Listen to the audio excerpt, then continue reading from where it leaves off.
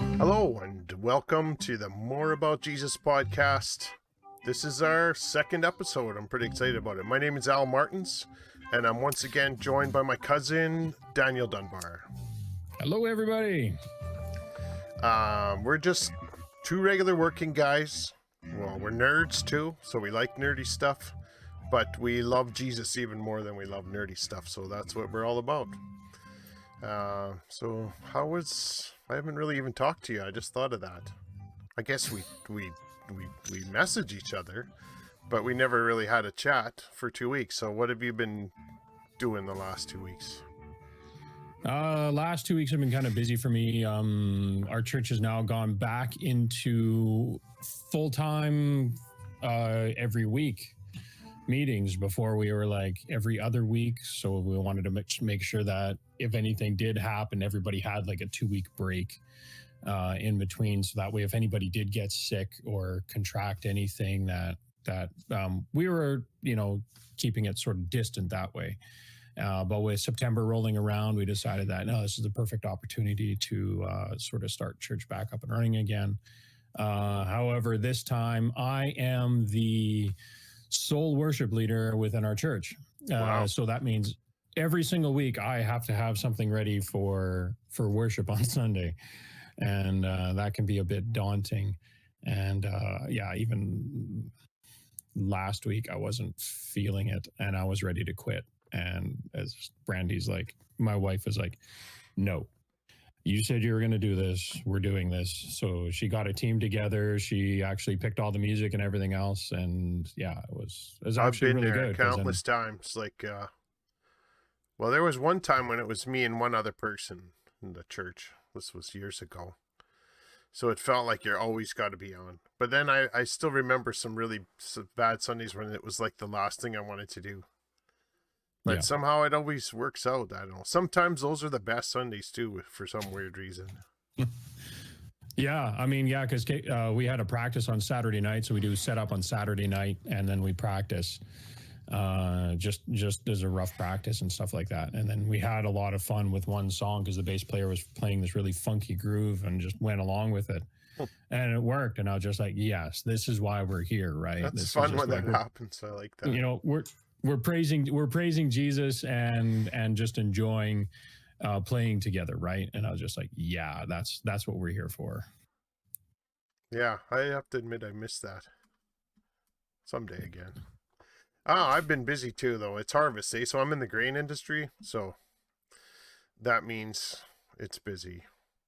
And my old body is starting to develop a bit of arthritis, so in my joints, so some days I'm pretty sore, but we're getting there. Yeah. It's a good job, so. But this time of year, it's a little more demanding.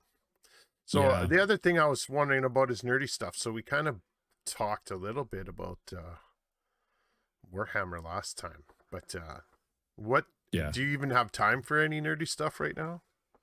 I was thinking about that. I was like, well, the nerdy stuff I'm into right now is just like recording. Yeah, that's legit. Hey, lovely nerd. Right, we embrace all the types of nerdiness, even sports nerds, which I still struggle with somewhat, but it's like, can jocks be called nerds? Well, I mean, but you have the people that will do like the fantasy football and stuff like that. So that's like D&D for jocks, right? So yeah. So that's totally fine. I'll get behind stuff like that. I mean, yeah, my nerdy stuff is like ever since I started doing like recording and playing around with sounds and stuff on the computer, it's just like I haven't booted up a video game. Wow. My studio computer does not even have a video game on it. Like no, it is just a studio computer. Wow. I tried to play Minecraft again like months ago. And it's just like the grind was just like, no, I don't have time for this. I could be like 2 hours sitting behind, the desk and the DAW and playing around on a guitar and practicing or recording drums or anything else, right? Mm-hmm. And that's my nerdy stuff right now is just working in the studio and trying to get it to sound the best I possibly can. Well, and COVID's kind of messed up some of the stuff we enjoy too, like with board games and other things like that. You can't really get together, you know? Yeah. Be kind of hard to do that like over a virtual even, right? It's not quite the same. Yeah, no, I do have an RPG group that we play online with, which we're on a bit of a hiatus right now, but actually it's because they're playing a system I don't really like, and so when they're done with that, then we're gonna do another D&D campaign. But right now, well, my D&D only nerdy jam is just Switch games. I've been playing a bit of a new game called Eastward. It's like a pixel game, an old one that just came out. Like, it looks like an old pixel game, but it's gorgeous and new sounds. And yeah, it just was released this week. Oh, nice. It's so good. But I only play chill games. I can't do grindy games. I can't do, like, I need a bit of time every week just to play a game and not think about stuff.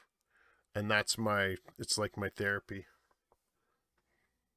Whereas some people staying busy is their therapy and stuff like that, right? Yeah, I used to play like a lot of racing games and stuff because I was always into cars and racing and stuff. Oh yeah. That's and a lot of the reasons why I don't play video games anymore is because we'll talk about a little bit about that in my story as well, is that I injured my shoulder about 8 years ago, and playing video games actually became painful. Oh, dang. Holding a controller, because when I play, I get all turtlenecked and crunched down and stiff, and it became too painful to sit there and play. But then one of my friends that I had while working at Long and McQuaid, he's like, get a Switch, man. He's like, he just has like two controllers. He's just like lounging in his chair, right, with the two controllers, and I'm like, I could probably do that. And then just as I was going to ask, because like my youngest son had a Switch, and I was like, oh, can I, I was just going to ask him if I could borrow it. And he sold it that day that I was going to borrow it to try it out. Oh, no. I was like, oh, what are the chances? Yeah, we got 3 in my house. So I was like, man, I just want to play Mario Kart. That's all I want to play. Cool. Well, let's make this about Jesus too still, I guess. So what did you learn anything new about Jesus? Did you see something? Did you think of something? I'll be honest right away, I didn't. I was just tired. I did my best to try to be nice to people. That's about it. Yeah. I mean, the only thing the thing that comes to mind to me right away is that actually my neighbor just across the alley from me was moving. He and his wife divorced recently. He sold the house and just was moving. Like yesterday was his last day in the house, right? And gone. And so, but on Sunday, there was an incident with him and one of his sons who came over, and he actually wound up having to phone the cops on his son. And so he just needed somebody to talk to. So yeah, it got pretty brutal. I mean, his son even wound up breaking windows in his house. And he's like, I just sold the house and now you're breaking the windows. Wow. Right. And that'd be a lot of stress. Yeah. So so as you know, we've known them ever since we moved into this house like 20 years ago. So they've always been there, and we've always chatted with them and stuff before and hung out with them. So it's kind of sad to see that whole family dynamic just go down the tubes. But I mean, on that day, he just needed somebody to talk to, and that's what I did. I just was there for him to sound off against. If you're the person that someone can come to, that's a Jesus thing. That's a good thing. Yeah, and I want to be the guy that people think of when their life falls apart a bit. Is that I just got to go talk to Al. Then that's really, then you've done more than a lot of people. Yeah, and a lot of times it's like you don't have to fix them. They just want somebody to talk to. They wouldn't confide in you if they thought you were that advice person. Yeah. Which I used to be. So I'm glad I fixed that part of me. Well, that's good. Yeah. Well, let's get into your story. So, we're going to start Sure. right from when you were born. Where were you born? Elkford, From British when I was Columbia. born, geez, I was actually the second child to be born. No, first to be born in Elkford, second to be born. I don't know. Pretty close anyway. Like in I mean, of actual, all time? Of all the people in yeah. Elkford? I think, well, no, I think it was, I was born, and since my dad was there, actually helping with the birth, he was able to then deliver the very first baby in Elkford in an ambulance. Wow. Because he just went through like the birthing with me like a week or two before. So Dang. yeah, I grew up, I was bred, born and raised in Elkford, BC, small little mining community. If you look at BC on the map, it's like, you know, you got that little corner that reaches down to Alberta, and we are bam right there, right at the very corner. And that's where Elkford is, in the Rocky Mountains. And everybody's like, oh, they're so beautiful and they're so majestic. And it's just like, after living in Alberta for 20 years, it's like, they're a little claustrophobic now. Yeah. And there's It's like, bears in your backyard every day. literally bears in my backyard. Yeah, we're not Yeah. exaggerating. It's like Yeah. Elkford, there's bears in your yard.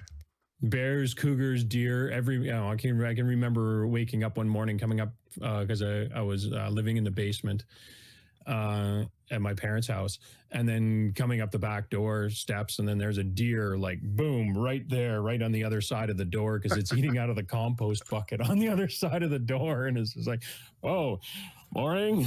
Good morning. It's like, welcome.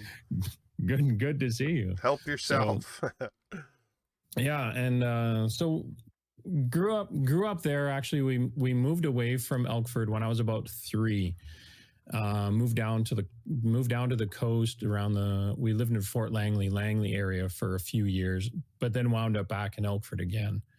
God just moved my parents back there, and so yeah, we moved back, and so raised, you know, from grade 1 on in Elkford all the way up until grade 12. And I was a church boy. My dad was always part of church leadership and church ministry. Not quite a PK, but my dad did do a lot of speaking. He did lead a lot of churches. He was like an interim pastor at times, even for some churches, on top of his job of being deputy fire chief of the city or town, and also head of mine rescue and fire chief for the mine at the same time. So I mean, kudos to him. Like that's a tall order, but yeah. And so grew up in the church. I did grow up in the church, and it was Alliance Church for the most part. And then, see, college happened. I went away to Cranbrook and I took in auto body. I did that for a year because a friend of mine is like, hey, you like cars? I'm like, yeah. He's like, here's a course. Why don't you check it out? And I'm like, okay. And so, yeah, that was like also like one of my first shop classes ever that I ever took. I never really took shop throughout high school or anything, and just fell in love with working on cars. And because I had also did a fair stint of radio controlled cars, like the ones that you build up and stuff like that. I remember that. Yeah. Yeah, because it was our great uncle Ron and Magda. He got me into it. Oh wow. Because he had a hobby store. He used to have a hobby store. Oh just yeah. out by, I never Yarrow, got to right? go to his store, I don't think, but yeah. So yeah, he got me. I'd be ordering parts and stuff off of him and buying cars and all the controllers and stuff. And so that was my other, that's how people knew that I was into cars and doing stuff like that. I always wanted one of those, never got one. Yeah, that was another really expensive hobby. I tend to have like expensive hobbies. I've been finding anything car related tends to be that way. Well, any of my hobbies really is like even Warhammer was like really super expensive. If anybody out there knows Warhammer, they know one thing: it's bring your wallet. I mean, Yeah. it's just all there is to it. It's just And spend hours painting minis. spending hours painting, and which I didn't mind. I really didn't. I did not mind painting the minis. Yeah, and then so after college, I did an internship in Grand Forks and crashed at your place for a while. Yep. So that was, that was really cool. And your I hair spent the was rest of like, that. your hair at that time was like down past your shoulders. It was. I had hair like, and it wasn't just like a mullet. It was like all my hair was actually down to where I could actually put it. It was gorgeous. I'm gonna say it. Oh, I miss my hair. Boy, do I miss my hair. Every day. It's like I have to wear a baseball cap at work now because it's like, oh, I'm going to be videoing. I can't get scratches on my head anymore. It's like, yeah, this isn't all just, due to male pattern baldness. Like a lot of this is due to scar tissue. Hair doesn't grow on scar tissue. It's like underneath cars is hot and sharp. Yeah. It's like you will scratch your head. You will burn your head. You will. Yeah. So it's like now I got like a nice snap on hat that I stick on. And well, there you go. That way, if I bump anything, I'm like, okay, no blood. I'm good. Yeah. So Grand Forks, like you didn't work with my dad, but you didn't work no, at and the that's garage. the thing. I never actually did a summer at the station. Right? I mean, Doug did. Doug did summers at the station. But you were at there was an auto body shop in town there that you did, right? Is that what it was? Yeah. Okay. Yeah. I did my like an internship I did an internship at one Grand Forks Auto Body, I think it was. They're gone. They're long gone. And then there was another, it was a practicum for school, actually. It was like a 1 month practicum at that one. And then I worked at another body shop for like a month. And I was just like, that wasn't a really good scene. And a lot of it was probably just my inexperience that didn't work out. So I moved back to Elkford. And then one of my other friends had a car, a 1970 Chevelle, and we rebuilt that one because I was like, hey, what's going on with that car? And he's like, oh, I want to do the body work on it. And I'm like, hey, I just got out of auto body. So he fronted the bill for everything, and we built that car. I learned how to build engines and transmissions and stuff with him, and we did the body work on it, and made a nice little 1970 Chevelle. And actually I wound up buying it off of him and drove that thing for about 3 or 4 years afterwards. And man, I love that car. I should not have sold that. That's like the one car that I should not have sold out of all the cars I've ever owned, because when I did sell it, I sold it way too cheap. And the price of muscle cars right after I sold it like quadrupled. Oh yeah, I could have gotten way more money for it afterwards. And I was just like, kicking myself for that. But I mean, so Elkford, coming back after college the first time.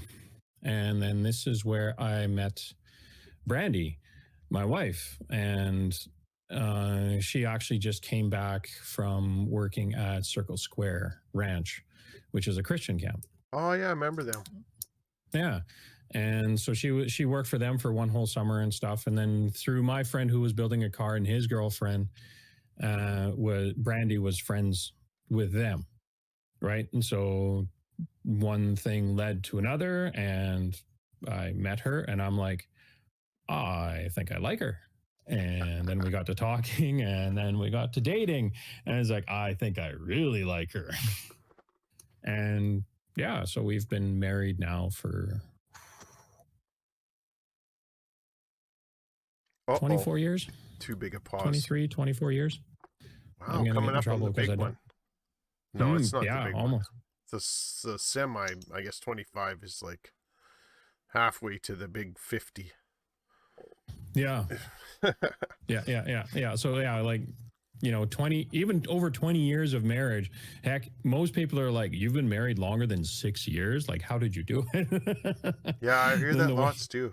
it's like, well, you, Jesus Yeah, exactly. is is the only way, right? I mean, so because like even talking with her when we were dating and stuff like that, I was like, you know what, I'm a Christian, like flat out, like right from day one, I'm a Christian, and I'm not gonna stay with somebody unless they are interested in God, unless they love God, right? Yeah, yeah.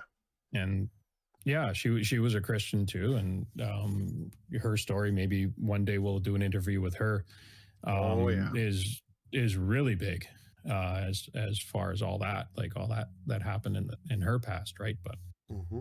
we'll get we'll do that one day. I still remember. So you were living in Kelowna, right? That's where you're Nelson, actually. Nelson, So but your yeah, first son was born in Kelowna, right? no, Or Nelson. was He it was born in Nelson? Nelson. Okay, Yeah, so he that's was where born we in. ran into you. Yeah, You were like yeah. literally, like Brandy was literally in labor, and you were in Walmart Yeah, we were walking around because like she because was she pregnant. wanted to speed things along, and it went. She was so pregnant. Yeah, because Yeah. we both wound up in Nelson because Brandy was going to go to hair school to become a hairdresser, right? Ah, there you go. School for hairdressing and stuff like that. And I looked at Nelson and I'm like, well, because I was like, I don't want to do a long distance relationship, and I was like working security at the time and pumping gas at the time, just to make ends meet. Mm-hmm. And I was like, okay. So I looked at Selkirk College and like, oh, they have an introduction to automotive mechanics and to mechanics and stuff like that. And I'm like, I'm in. So Cool. I chased her to school, and we yeah, we got married during school because it was just like, you know what, we can't be living in sin, and we want to live together, so we need to get married. And there was a lot of family dynamics that was happening, that was not good on more on her end. And so we're like, okay, we just picked a date and we just told everybody, it's like, we're getting married this date, be there, be square. Cool. Right. And that's what we did. And then 10 months later, along comes Josiah, our firstborn. And yeah. So, and then a few months after he was born, I lost my job in Nelson. And I was like, oh, great. What do I do now? And I tried to find another job being a mechanic because I was an apprentice at the time. Yeah. And I was like, oh, what am I going to do? What am I going to do? And then so my brother phoned me up and he's like, hey, I'm up here in Edmonton. There's a lot of jobs here right now, because this was just before the big boom that happened 20 years ago, 22 years ago. Yeah. Yeah. He's like, why don't you come on up here? You can live with us while you try to find a place. Right. So we did. Used like the last of our money to rent a U-Haul and to pack up and go. Sorry about that. So we used like the last of our money to like rent a U-Haul and pack up and move to Edmonton. And that's how we came to be in Edmonton, right? So we were living with my brother, and then I started a job as an apprentice. And okay, it's like, so okay, now we've got a job. Let's find a church. So we started going around. It's like, oh, we don't want to do like street ministry or anything like that, right? Because Nelson, when we were in Nelson, actually, we attended Kootenai Christian Fellowship community church there, and it was a little bit more real than anything I've ever been in. Because like growing up, I was in the like I said, the Alliance Church, every once in a while with the Pentecostal church as well, and and like, I mean, going to Kootenai Christian Fellowship, the first Sunday I showed up there, I showed up like normal, like suit, tie. Oh yeah. Oh wow.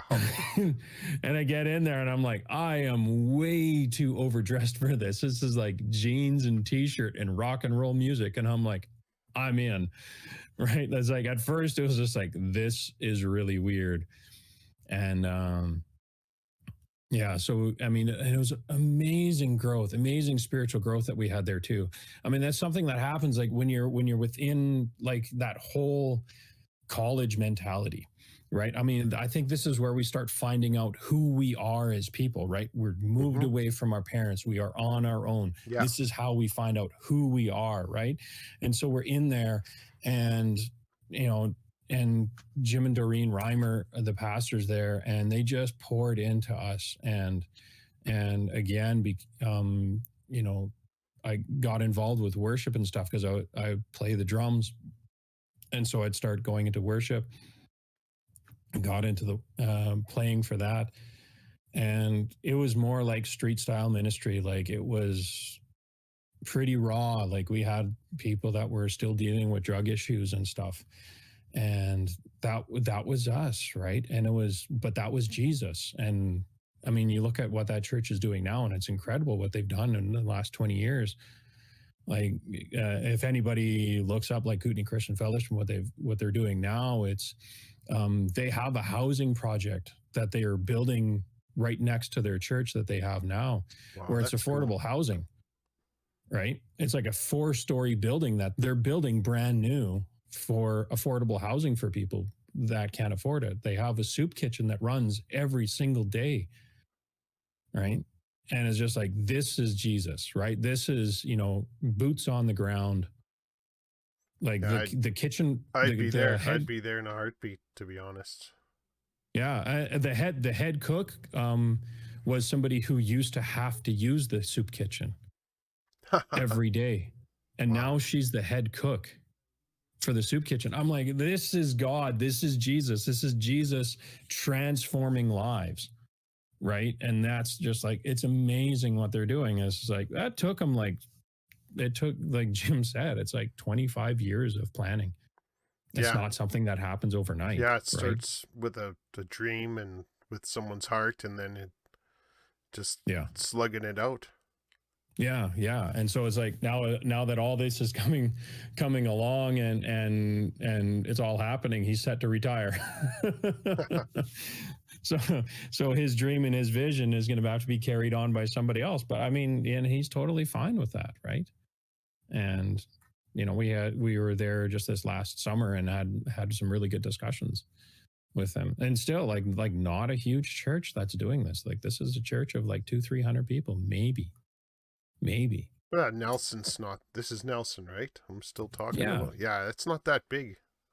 No. So, So I mean, but it's but I just mean, right. you look at I see mega churches around here that aren't doing that, Oh, right? exactly. Building housing projects for people who can't afford normal housing.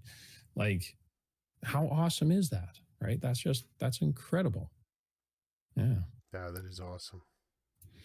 Yeah. So when we moved to Edmonton, we're like, maybe not something so street. Maybe we'll, you know, because we're going to have kids. Maybe we'll find something a little more family oriented. And we went to my brother's church for a while, and it was okay, but it wasn't us. Like we didn't feel like it was us. Like it was not where God was calling us, I guess you would say, right? To use Christianese talk that I hate, but it didn't feel right, Yeah, no, that's right? legit. And it's not like they were doing anything wrong or anything like that. It's just like it didn't fit. It's like the puzzle piece didn't fit completely, right?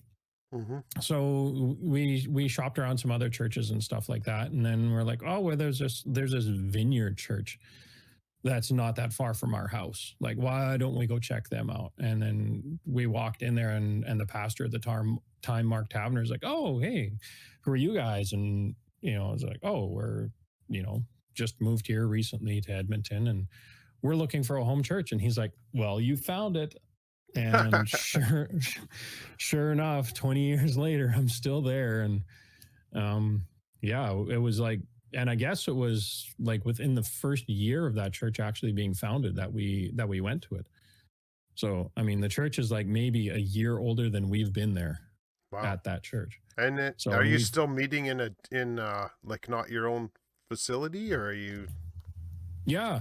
So our church, we started off in a community center first, right? So Mhm. the Vineyard Church doesn't like to own its own building. Like as far as Vineyard Canada, we don't like to own our own building because the resources that are tied up into your into your mortgage, into your utilities, and all that can be best utilized for other people, right? Not for the church building, but for the church body. Right. That's what the monies can be utilized for. I like that. And contrary to popular belief, churches do have to pay taxes. Like the church, like the staff members do have to pay taxes. And since they are a non-for-profit organization, you have to be very, very open with your books. Anybody can ask for your books at any time. So if anybody's asking for church's records, financial records, they have to give it. They are a nonprofit organization. So just laying that out there, because I know a lot of people are like, oh, churches should pay taxes and stuff. It's like, they do. Trust me, they do. I've been in the meetings, they do. So yeah, we've been there, and then we did move to like a building that we were renting that was only us in there. It was on the second floor, and it was fine for a while, but the pastor that we had then left, and we started off when we found another pastor, and that took us about a year. That took us about a year and a half, and we were at the point and now here's the Jesus thing on this. The church leadership at the time was like, we want the new pastor to do this, and this. And I looked at their list, and I'm like, until we let go of that list, we're never going to find a pastor. Right? Our preconceived notions are just wrong. We have to follow God on this, right? And it wasn't until we were at our rope's end, and we're like, do we close it? Do we go another year? Because this was like in like December, and we're like, do we just shut down the church? And because like we had a congregation of about maybe 80 people or so. Like we started off with a congregation of about 200 to 300, and the pastor left. We dwindled down to about maybe 80 people. And that's when we met our pastors that we have now. They came in, and as soon as we were having like we invited them to a coffee at a Starbucks, and it's like with the leadership and stuff. And so we're like, as soon as they walked in, Brandy and I both looked at him, and we instantly knew this is our pastor. That's cool. Right. And that's like Jesus right there. It's just like, this is him. And so, and then with him, he actually found another building, and it's a youth drop-in center. And so now that's where we meet. So yeah, he's also the counselor on Wednesdays, like a family counselor for the people that use the center as well. Oh, so he gets to hear all like and this is on 118th Avenue in Edmonton, which if anybody knows Edmonton, this is not the ritzy place. This is the hood, right? And there is a lot of indigenous people in that area, a lot of homeless people in that area. There is not a lot of healthy families, let's put it that way, in that area. So yeah, working with these kids and stuff is like, this is the mission of the church. This should be the mission of our church. And I've been pushing that for like a long time. It's like, we should be reaching out to these kids more. I mean, and now our church is finally coming around to that, right? That we should be outreaching more to these kids. We're right there. We have the building. We're in the building. We're, you know, Wayne's got connections with them. And it's like, maybe we should be doing this. Like, this should be our outreach, right? This should be, you know. Yeah, I like that. I being the church in a place rather than having a place somewhere on the outskirts of town where you know, have people coming to it. Like, yeah, would you please come to our facility and be a part of our program? And I like injecting the church into the community. That's great. Yeah, and that's really cool. That was sort of like the Vineyard model, right? Was like, we need to be part of the community, not the community coming out to us. Right.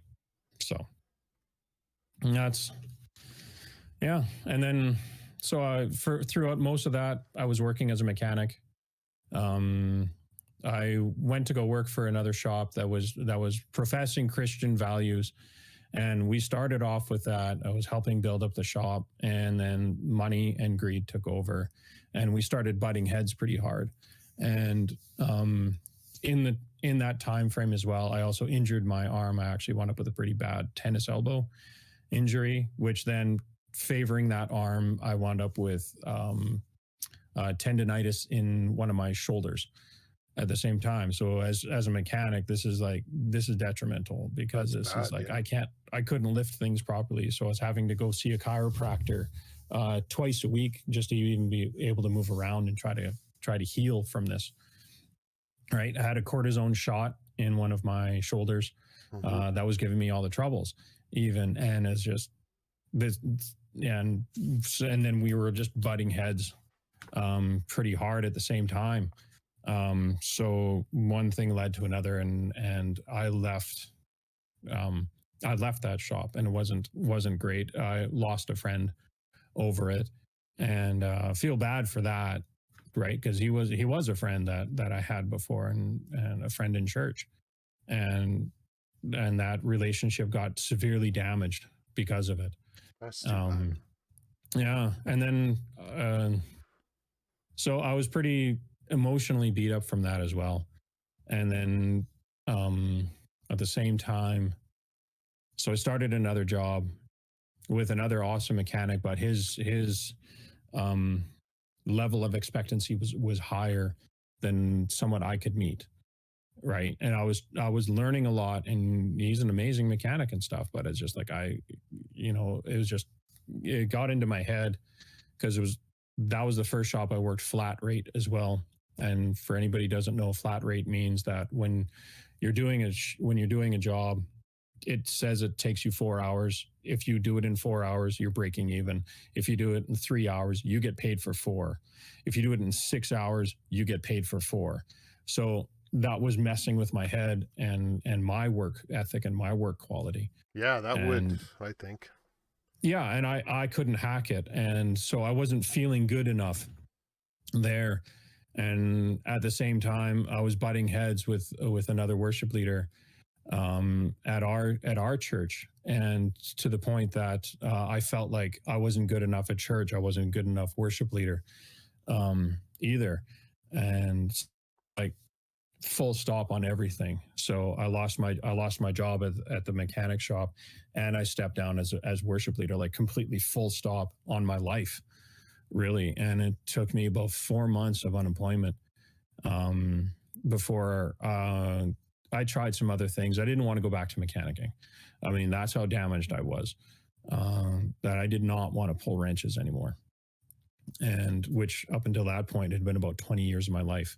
Wow. I did not want to work on cars, right? And so I went to go work in a music store.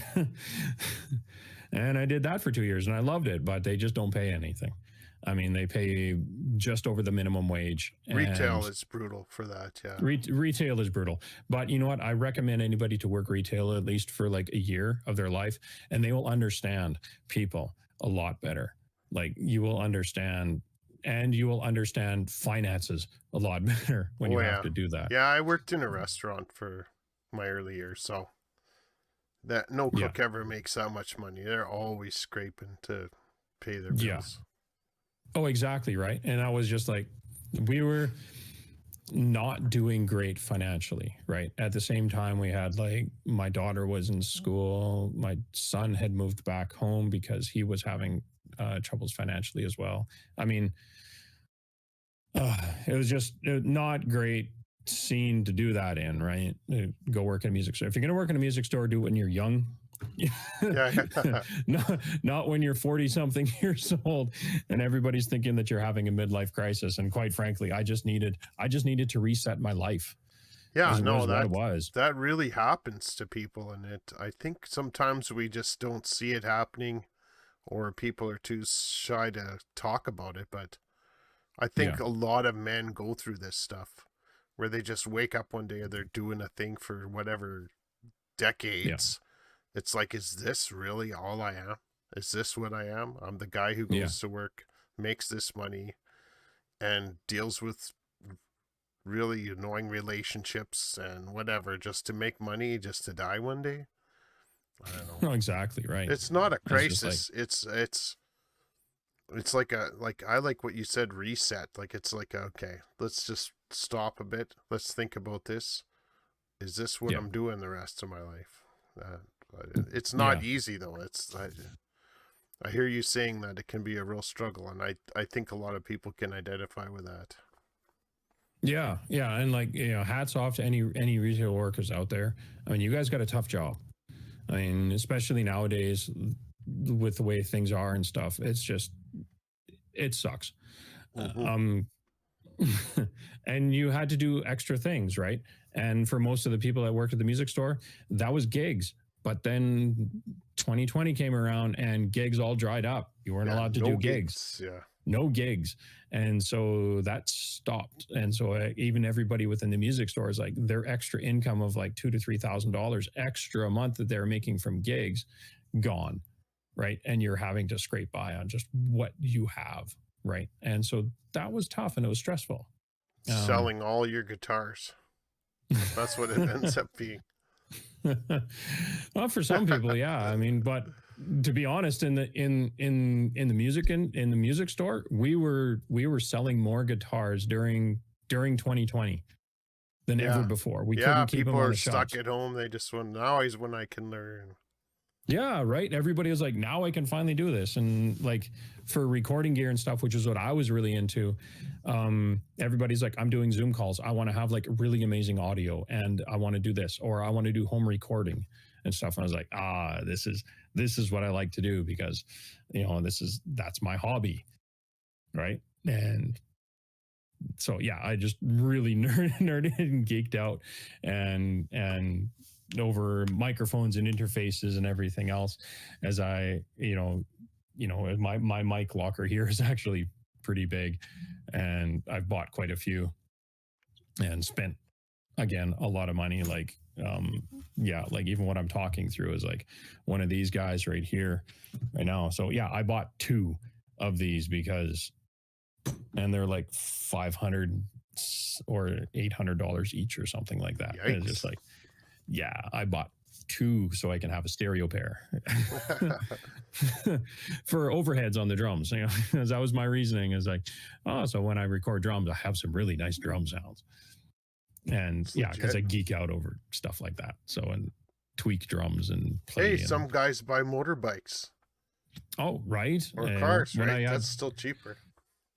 Yeah. When I had like little plastic army men, it was just like, that was like a few $1,000s right there, just in plastic army men that I would paint up and push around on a battlefield and roll dice and watch my dice fail me every single time. Yeah, when it mattered the most. It's like, okay, 2+ armor saves. Look at all those ones. I'll take them all off the table. Oh, every time. Yeah. But, and then I started watching The Chosen. Mm-hmm. Right. And I was wrecked. I mean, quite literally wrecked by this show. It wrecked me. It made Jesus real. It really did. It made it more human. Yeah. On the surface, those words sound weird, but I completely understand what you mean about making Jesus real. Like I've always known he's real in my head and have had a personal relationship with him, but the way he's depicted in that show is just like this is I believe this Jesus is very close to what the one on earth was like. Yeah. I mean, and I have no basis for that. It's just a feeling. It's a feeling. There's no literal proof or whatever, but it makes sense. It did. It fits somehow. It totally did. And and in one of the episodes, he's like, you should just do what I've asked you to do. Right. Was the gist of I can't remember which episode it was. It's like, just do what I've called you to do. Mm-hmm. Right. And then at the same time, I've also been listening to the Unashamed podcast with Phil Robertson, Phil, Jason, Al Robertson, the Duck Dynasty guys. Oh, yeah. You know, you got a nice big beard. You'd like them. Yeah, and there was a time I watched that show. Yeah, and their podcast that they have is all about Jesus. That's all they talk about. And one of their episodes, you know, Jace was just like, you know what, you're just supposed to stay in your lane, right? This is what God asked you to do, just stay in your lane. And then my wife was reminding me that a visiting pastor, when I was leading worship one time, he was like, wow, Dan's really good at that. He should just stay doing that, just leading worship. Right. So I gingerly stepped back into a worship leading role. And at the same time, I was like, I was made to be a mechanic. And so I've since stepped back into being a mechanic again and actually enjoy working on cars again. And my body's keeping up. Like that 2-year break really helps. And my chiropractor really helps, which I haven't seen him for a while. I'd actually need to go see him to get sorted out again. And really, as far as aches and pains go, omegas. Like omega, I take like omega-3 pills. Huh. And it helps lubricate the joints. And man, I can't work without it. Okay, now I gotta look into that because my arthritis has been bugging me. Yeah, like I have to take 1 Aleve every day, and I take 2 omega-3s every day. Like it's just fish oils, right? And it's meant to help your joints. Welcome to the Creaky Old Man podcast. It's like, we're here with yeah, all so your you're needs, over 40 when. Oh boy! And especially starting to approach the 50 mark. Yeah. Right. And so it's like, ooh, it's like and doing very physical stuff that we do, right? Yeah, I did a bunch of shoveling this week and being outside, and well, my smartwatch says 10,000 steps a day, so I'm like, oh man, I don't know if I could do this all winter. Yeah, but yeah, we'll see. Yeah. No, that's good though. It sounds like you're finding your way back to a thing that's somewhat healing. I know that there's ups and downs in life, and once you've lived long enough, you have times when it feels like everything's connecting, and then there's times it feels like it's all going to shit, to be honest, and it's just like what is going on. And it's in those times we grow the most, and we seek God, and he shows up, and we learn lots. But it's never easy. It's never easy.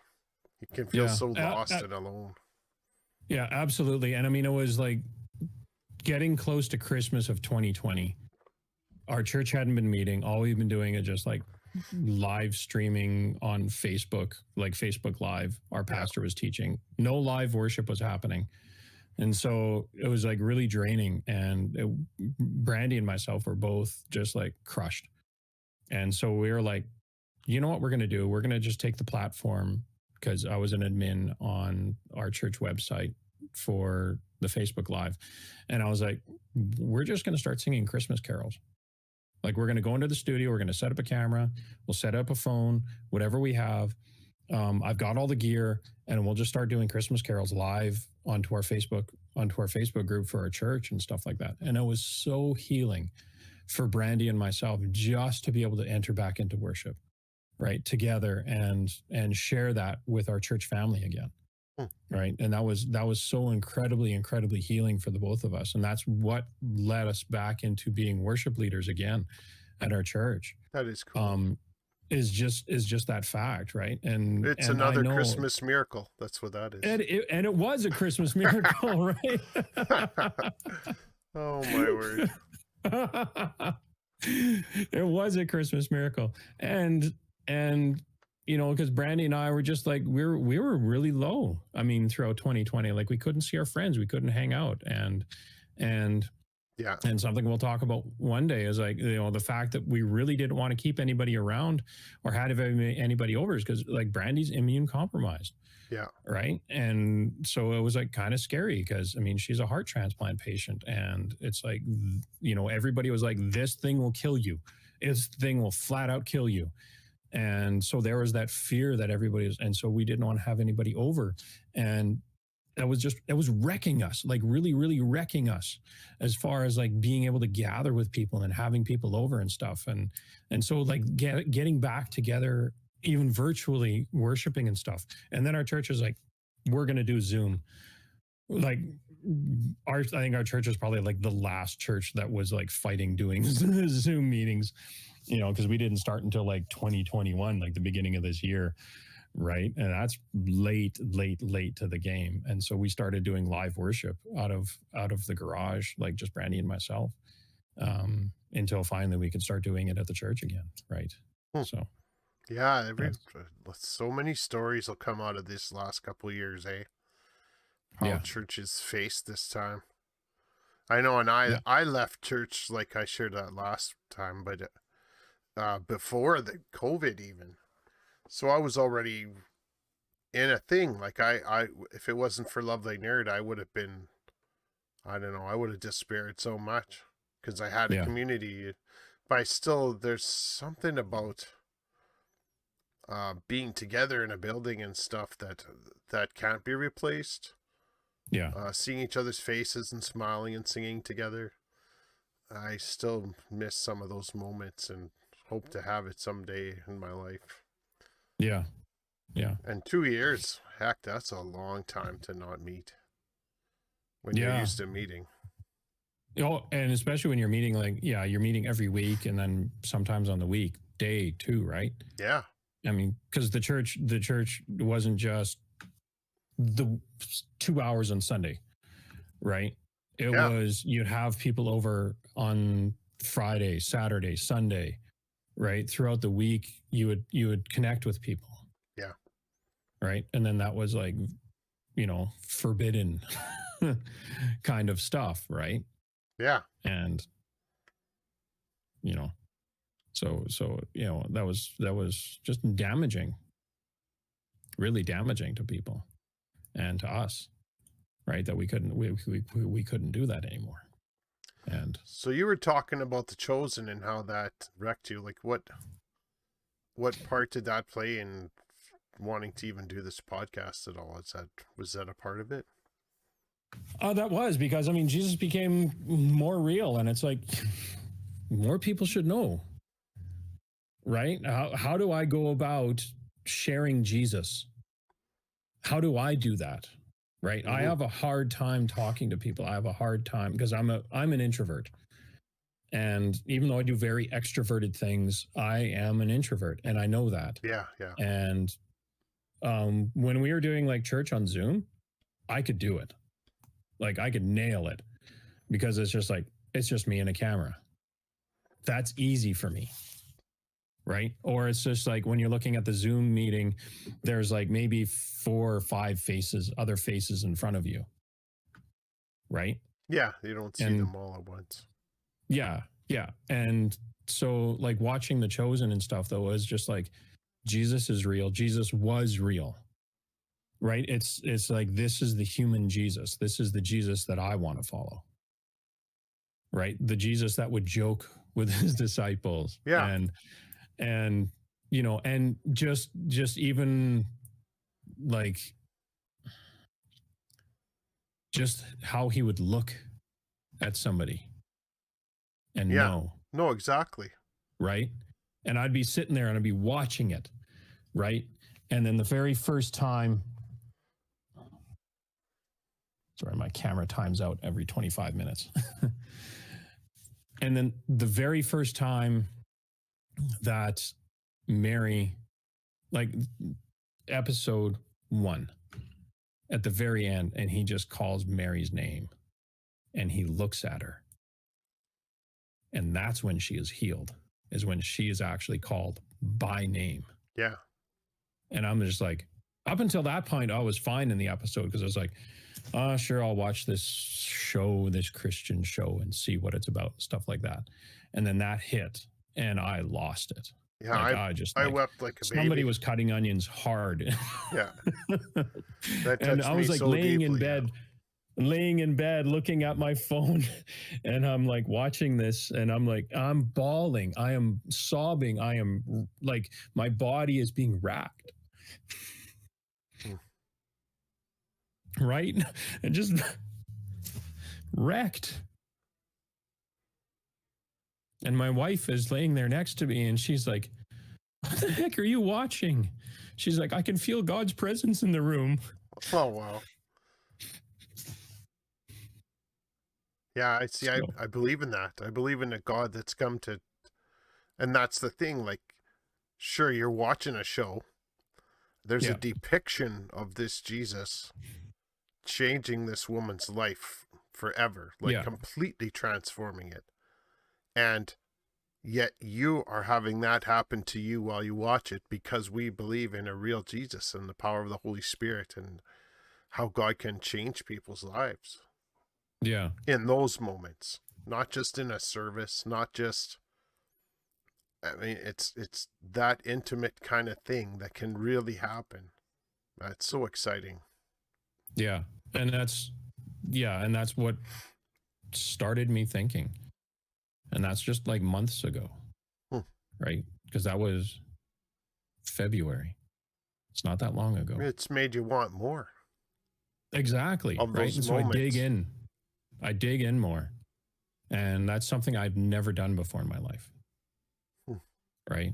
And it really has. It's really brought me closer to trying to understand who Jesus is, and then wanting to share that with people.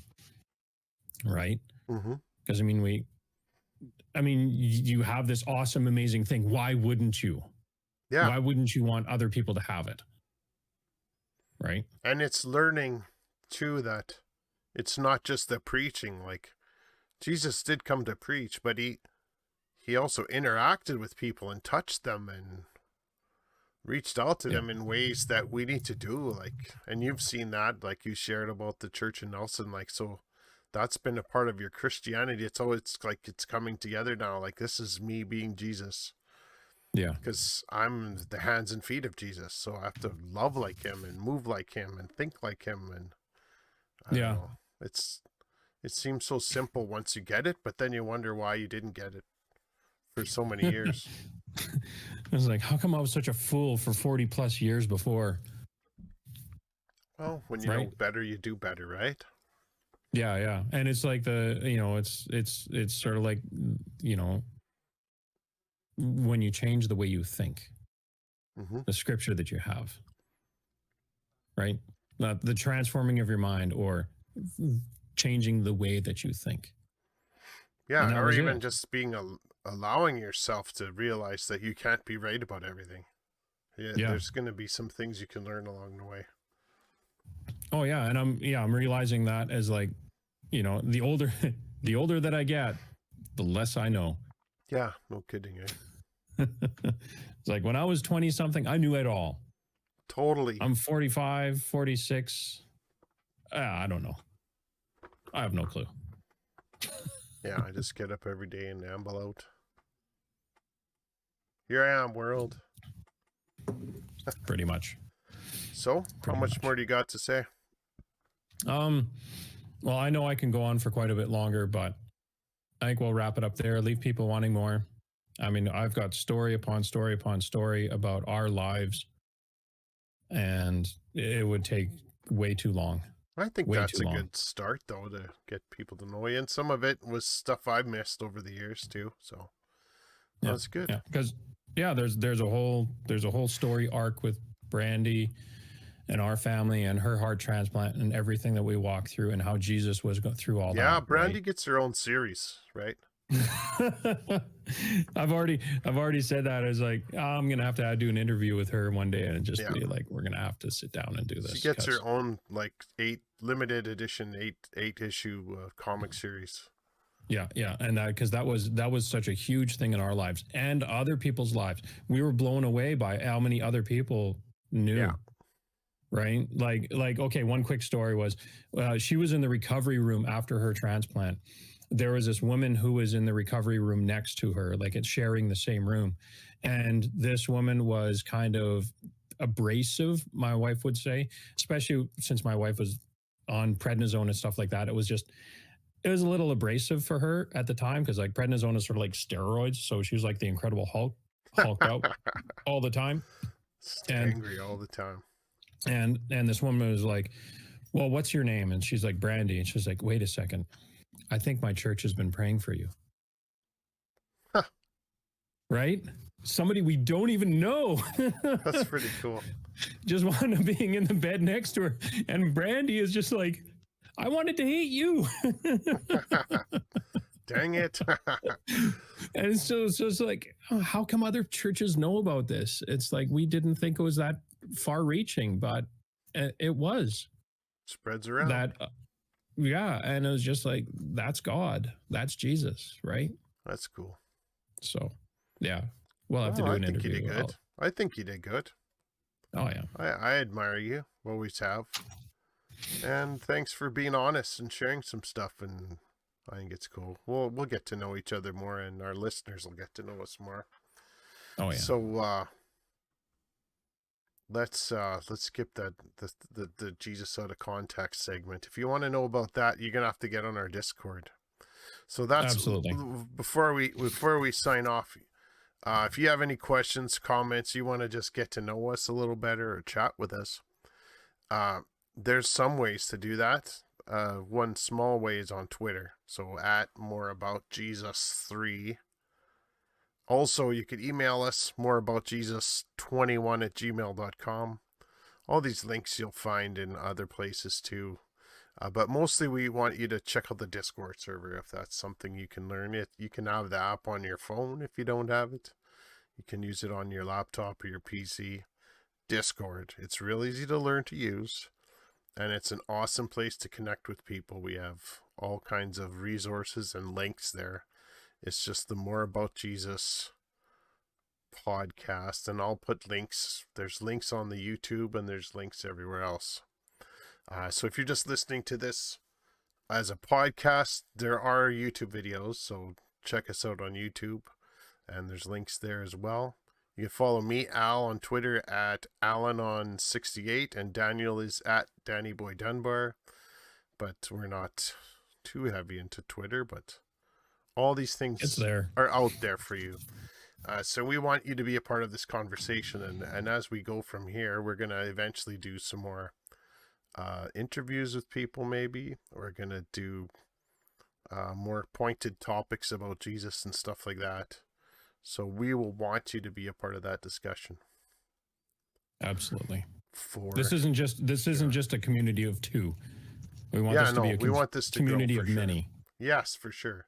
So if you're like us and you want to know more about Jesus and understand more what it means to be like Jesus and to live the way Jesus expects us, this is the place for you. We're not going to use a lot of big words, a lot of theological speak or churchiness. We're just regular guys working it out under the guidance of the Holy Spirit, I believe. So that's where we'll end it. Until next time, let's all do what we can to be more like Jesus. Amen.